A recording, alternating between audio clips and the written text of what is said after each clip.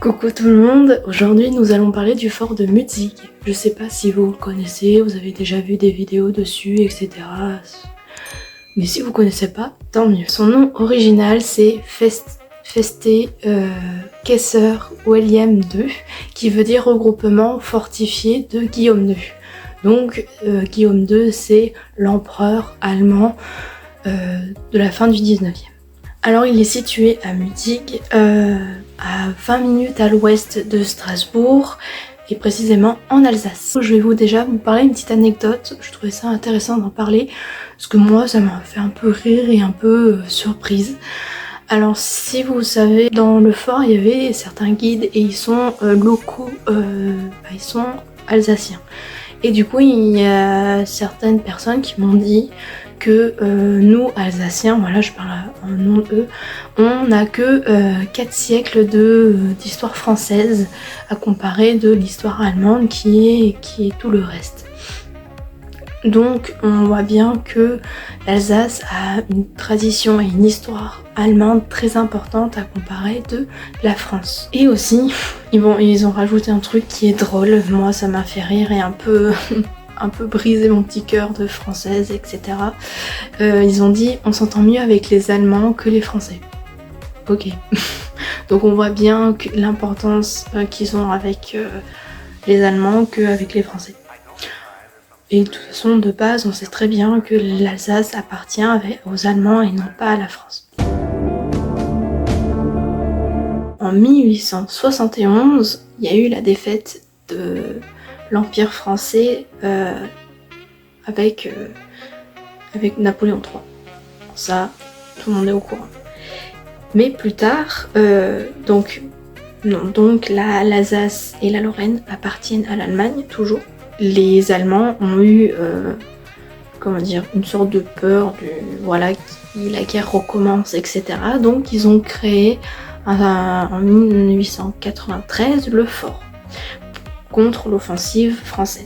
C'est en rapport au plan de Schlieffen pour pouvoir attaquer plus facilement les Français au cas où il y ait une guerre.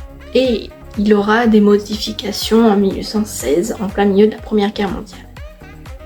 Et son but premier à ce fort, c'est parce que déjà il est proche de la frontière franco-allemande qui est à l'ouest de Mutzig, comme l'Alsace appartient à l'Allemagne à ce moment-là. Et que aussi c'est pour protéger la ville de Strasbourg, parce qu'en 1990, malheureusement, Strasbourg a beaucoup été détruite. Donc, et en plus, le pire, c'est que c'était une ville fortifiée, donc normalement, ça aurait pu résister. Ben non, avec les nouvelles technologies d'obus, etc., ça n'a pas tenu.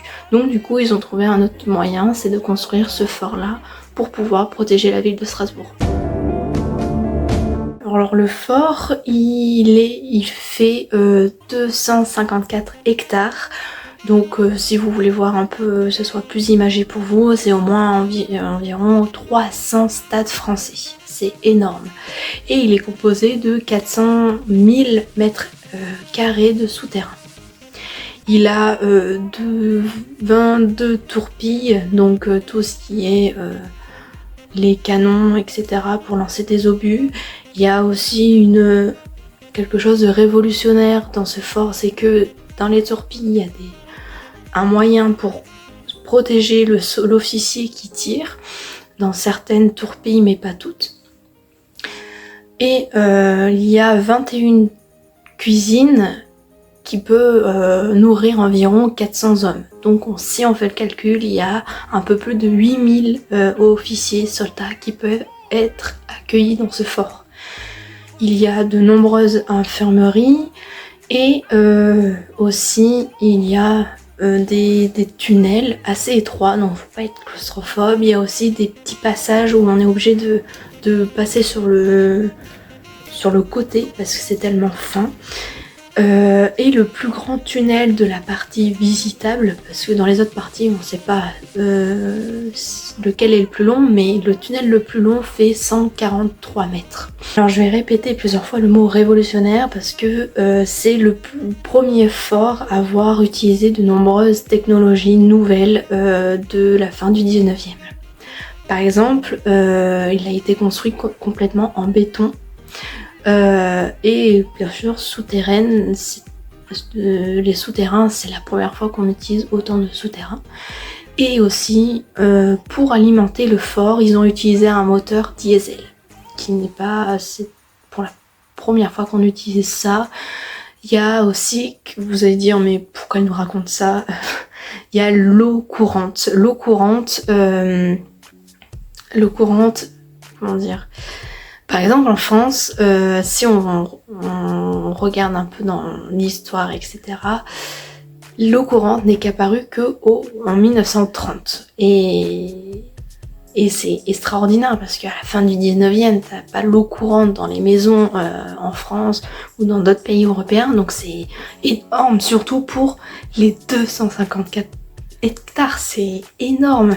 Et si on réfléchissait bien, c'est que dans les années 80-90 que l'eau courante est donnée à tous les domiciles français. Aussi, il y a l'électricité. C'est le premier fort à utiliser l'électricité parce que ça fait à peu près 30-40 ans que l'électricité a apparu.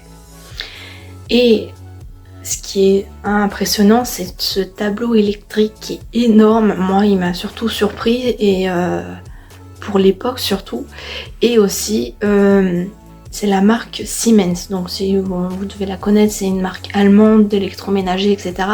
Mais avant ce n'était pas des électroménagers qu'ils construisaient, parce que la marque est apparue en 1947 et en 1848 ils ont créé leur premier outil électrique qui est le télégraphe électrique.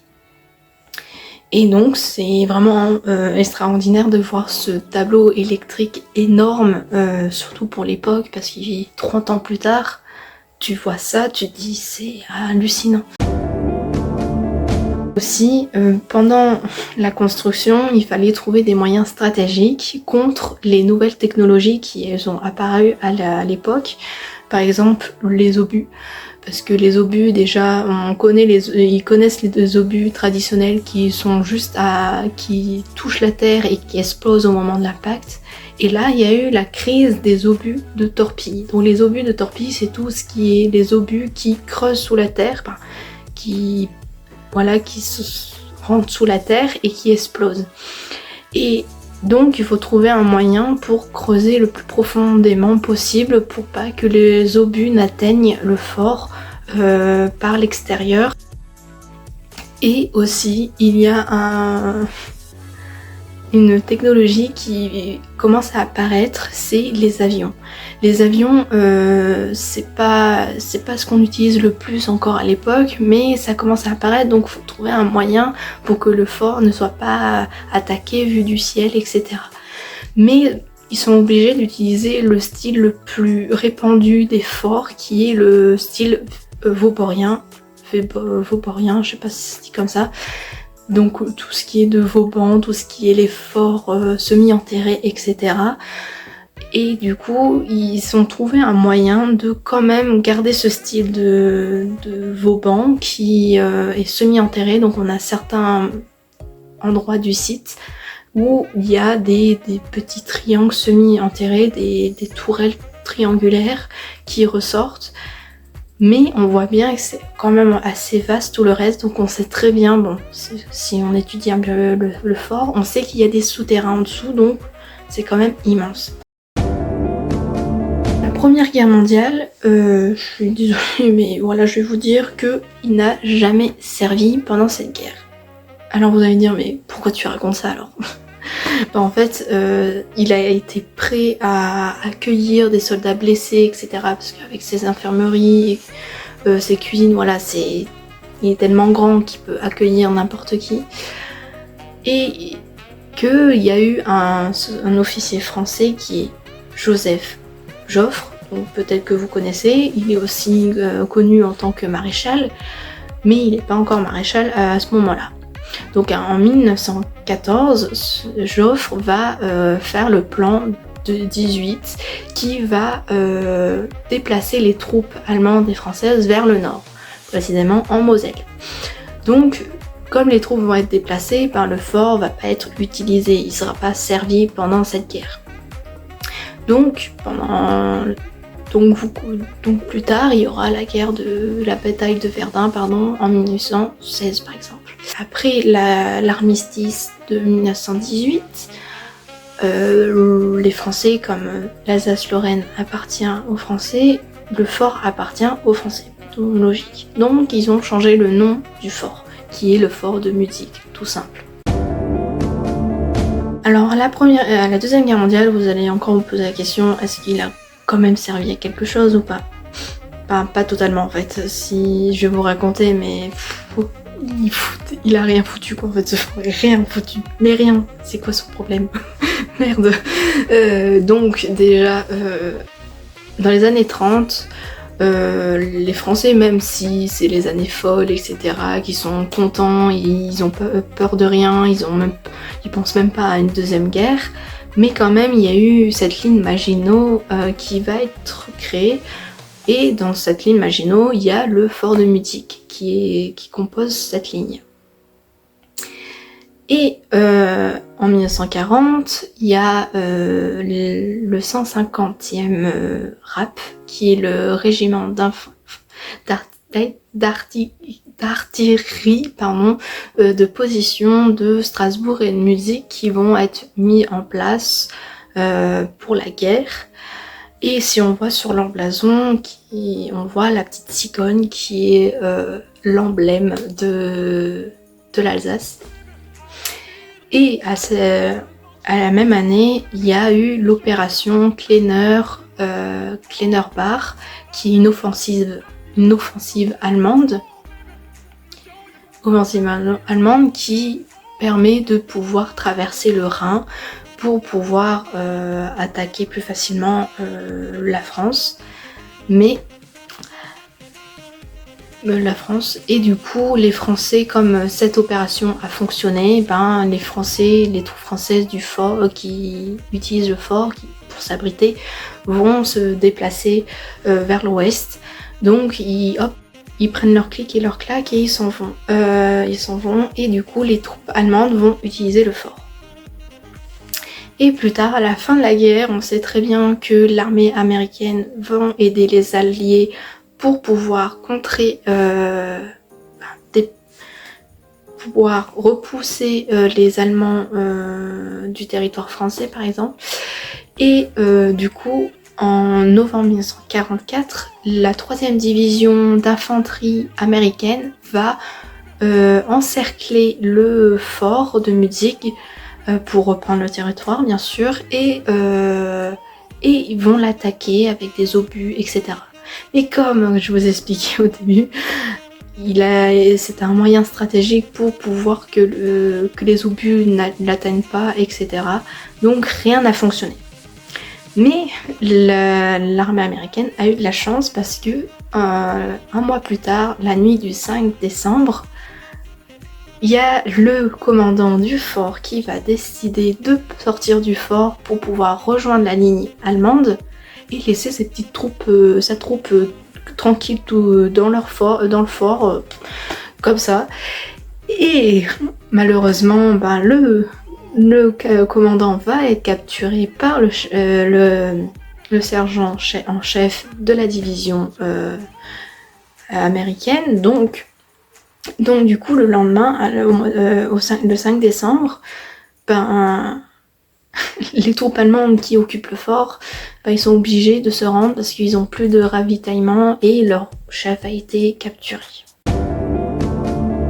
Alors, aujourd'hui, on peut visiter que 10% du fort parce que l'autre partie appartient à l'armée. Et c'est grâce à une association que nous pouvons visiter ces 10% et qui est super intéressant à voir. Si vous voulez le voir, allez-y. Mais surtout, comme je vous dis, ne soyez pas claustrophobe. Voilà.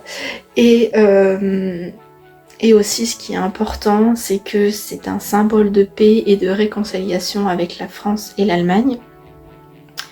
Mais moi, je me pose la question pourquoi, parce que si vous avez bien compris la vidéo, on voit bien que ça n'a pas totalement servi pendant la guerre. Et c'était juste un moyen d'échange, je pense, parce que d'un coup, c'est les troupes allemandes qui l'utilisent, après c'est les troupes françaises qui l'utilisent en tant qu'abri, etc. Peut-être, je sais pas, mais il a pas totalement servi, quoi. Ni pour attaquer, ni pour défendre, je comprends pas.